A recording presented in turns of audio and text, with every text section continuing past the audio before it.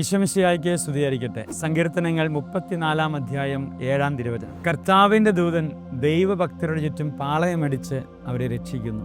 ആരെയാണ് ദൈവം രക്ഷിക്കുക? ദൈവഭക്തരെ എന്നാണ് പറയുക. അങ്ങനെയെങ്കിൽ ഈ നോമ്പ് കാലത്ത് നമുക്കുണ്ടായിരിക്കേണ്ട ഏറ്റവും വലിയ പുണ്യം ഒരു ദൈവഭക്തനായി മാറുക എന്നുള്ളതാണ്.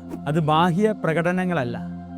ആത്മാവിൽ വളരുമ്പോൾ മാത്രമേ ദൈവത്തിൻ്റെ ഒരു സംരക്ഷണം നമുക്ക് കിട്ടുകയുള്ളൂ. പ്രിയപ്പെട്ടവരെ, നിങ്ങളിങ്ങനെ ഒത്തിരി ഭക്തകൃത്യങ്ങളൊക്കെ ചെയ്യുന്നുണ്ടാകാം. നോമ്പെടുക്കുന്നുണ്ട്, പ്രാർത്ഥിക്കുന്നുണ്ട്, ഉപവസിക്കുന്നുണ്ട്, എല്ലാം ചെയ്യുന്നുണ്ട്. പക്ഷേ ആത്മാവിലുള്ള വളർച്ചയാണ് ഈശോ ആഗ്രഹിക്കുന്നത്. ബാക്കിയെല്ലാം ബാഹ്യമായ പ്രകടനങ്ങളാണ്. അത് ആവശ്യമാണ്. ഈ ബാഹ്യ പ്രകടനങ്ങൾ നമ്മുടെ ആത്മാവിനെ പരിവർത്തനങ്ങൾ ചെയ്യുന്നില്ലെങ്കിൽ അതുകൊണ്ട് അർത്ഥമില്ല. നോമ്പെടുക്കുന്നുണ്ട്, പക്ഷെ ക്ഷമിക്കാൻ പറ്റുന്നില്ല, സ്നേഹിക്കാൻ പറ്റുന്നില്ല, അയൽവക്കത്ത് കയറി ചെല്ലാൻ പറ്റുന്നില്ല, ഒന്ന് എളിമപ്പെടാൻ പറ്റുന്നില്ല. അപ്പോൾ അതെല്ലാം ബാഹ്യമായ പ്രകടനങ്ങളായി ഒടുങ്ങിപ്പോവുകയാണ്. അവിടെ ദൈവത്തിൻ്റെ സംരക്ഷണം ഉണ്ടാകില്ല.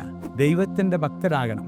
ഒരു ദൈവത്തിൻ്റെ പ്രവൃത്തി നമ്മൾ ചെയ്യാൻ ആരംഭിക്കുമ്പോൾ ദൈവഭക്തനായി നമ്മൾ മാറും. ദൈവത്തിൻ്റെ പ്രവൃത്തി എന്താ? സ്നേഹമാണ്, കരുണയാണ്, വാത്സല്യമാണ്, കരുതലാണ്. ഈ വളർച്ച നമുക്കുണ്ടാകുമ്പോൾ നമ്മളൊരു ദൈവഭക്തനാകും. നമ്മളെ ദൈവം സംരക്ഷിക്കും.